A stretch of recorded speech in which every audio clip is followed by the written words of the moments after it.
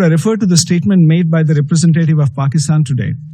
India would like to reiterate that the Union territories of Jammu and Kashmir and Ladakh are an integral and inalienable part of India. They were, are, and will always remain so. Pakistan's unwarranted reference to Jammu and Kashmir in today's open debate attests to its obsessive focus on harming India and its people. A serving non-permanent Security Council member that chooses to further this obsession in all meetings and platforms of the UN in pursuit of its divisive agenda cannot be expected to fulfill its designated responsibilities and obligations. India had entered into the Indus Waters Treaty 65 years ago in good faith, in a spirit of goodwill and friendship. Throughout these 6.5 decades, Pakistan has violated the spirit of the treaty by inflicting 3 wars and thousands of terror attacks on India.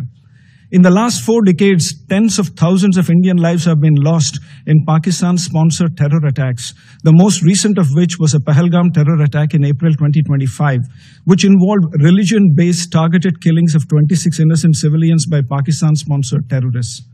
It is in this backdrop that India has finally announced that the treaty will be held in abeyance until Pakistan, which is a global epicenter of terror, credibly and irrevocably ends its support for cross-border and all other forms of terrorism. Pakistan, of course, has a unique way of respecting the will of its people by jailing a prime minister, by banning the ruling political party, and by letting its armed forces engineer a constitutional coup through the 27th Amendment and giving lifetime immunity to its Chief of Defense Forces. Let me be clear. India will counter Pakistan-sponsored terrorism in all its forms and manifestations with all its might. Madam President, in closing, with abiding faith in multilateralism, India reiterates that we stand ready to contribute towards working for peace, security, and prosperity for all. I thank you, Madam President. Slovenian presidency for convening this important debate. And we are privileged to see former Secretary General Ban Ki-moon amongst us today. And I'm grateful to his briefing and clarity of thought, as always. We could agree to much of what he has said, the multitude of challenges and the best ways of addressing them, cooperation, diplomacy, respect for international law, and compliance with global agreements and obligations, and inclusive reform are the key words there. And let me also thank Ms. Dayal for her presentation. President, this is a time of exceptional global turbulence.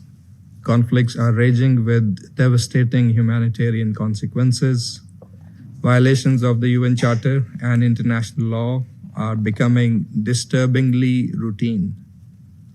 The geopolitical rivalries, foreign occupation, terrorism, hate speech, and widening inequalities are undermining global stability. At the same time, combined shocks of debt distress, climate emergencies, and slowing growth have reversed the hard-won development gains, particularly impacting the global south. Confidence in multilateral institutions is eroding, and the international order we inherited is under serious stress. At such a moment, principled leadership is indispensable. It requires responsibility, vision, political courage, moral clarity, and fidelity to the principles of the UN Charter. Peace cannot be sustained through selective application of international law or through silence in the face of violations. A leadership for peace must be anchored in prevention, dialogue, cooperation, and effective multilateralism, including the full use of regional arrangements under Chapter 8. The Pact for the Future reaffirmed our collective commitment to multilateralism and the 2030 Agenda. Yet, words alone will not deliver peace. More than 100 developing countries face a growing SDG financing gap. Failure to address this gap will deepen instability and conflict. Leadership demands urgent action through concessional finance, debt relief, and fulfillment of long-standing development commitments. Leadership for peace also requires a strong and proactive Secretary General. Article 99 of the Charter must be used as an early preventive tool, not as a last resort. Pakistan appreciates the clear, bold, and principled positions taken by Secretary General Antonio Guterres. Independence, integrity, and sound judgment, among others, are qualities member states would look for also in the next Secretary General, who would be expected to strengthen all three pillars of the United Nations equally and exercise good offices proactively and without fear or favor. And President, while demanding such high standards in the Secretary General, the member states must also live up to their own obligations under the Charter, its purposes and principles, and particularly Article 25, wherein all member states, and I quote, agree to accept and carry out the decisions of the Security Council. We cannot tie the hands of the Secretary General, violate the Security Council resolutions, and sideline the UN, and then expect the Secretary General and the UN to deliver. In line with its charter responsibility, the Security Council itself must demonstrate leadership through consistency and credibility. That entails greater focus on conflict prevention, addressing the root causes of conflict, as well as strengthening and more effective use of the UN's peacekeeping and peace-building capacities.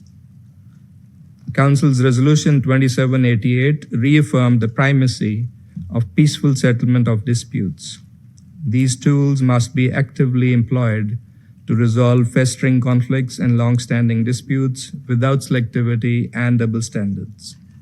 There should be full use of the International Court of Justice. The Council must help secure compliance with ICJ's rulings and also consider extending the Court's jurisdiction to all issues on the Council's agenda. Pakistan seeks peace and stability in South Asia, but peace cannot be a unilateral pursuit. Jammu and Kashmir remains one of the oldest unresolved disputes on the Council's agenda. It requires a just settlement in accordance with the UN Charter, relevant Security Council resolutions, and the will of the Kashmiri people, something that India continues to violate and deny. India's unilateral suspension of the Indus Waters Treaty, which is a rare and enduring example of successful diplomacy, is yet another blatant breach of international obligations that undermines regional stability and endangers the lives and livelihoods of millions in our region. The Security Council must treat all disputes on its agenda with equal seriousness. When dialogue is rejected or the Secretary General's good offices are blocked, and bilateralism cannot serve as an excuse for inaction. The Council has a clear responsibility to uphold international law and ensure implementation of its own resolutions. From Gaza and other conflicts in the Middle East to Ukraine to Sudan and other situations in Africa, peace can be realized only with willing and committed parties demonstrating leadership and readiness to comply with international law. Our collective desire for a more effective and fit-for-purpose United Nations also requires visionary and responsible leadership.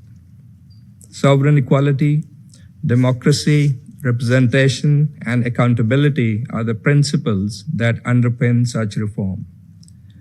And in our view, the answer lies in revitalizing the role of the General Assembly on one hand and addressing the fundamental issues confronting the Security Council on the other, including the use of veto as pointed out by Mr. Ban Ki-moon. Experience tells us that adding new individual permanent members, hypothetically that is, will only entrench paralysis and exacerbate this problem. It is besides the fact that this demand is unfeasible and thus the biggest roadblock to reform. The Uniting for Consensus proposal offers a practical, inclusive, and achievable model based on elected seats that provide for rotation, enhanced regional and cross-regional representation, and better accountability to the general membership. Reform for all, privilege for none. That's our motto. President, no nation can secure peace alone. It is a collective endeavor, requiring leadership, cooperation, and genuine multilateralism.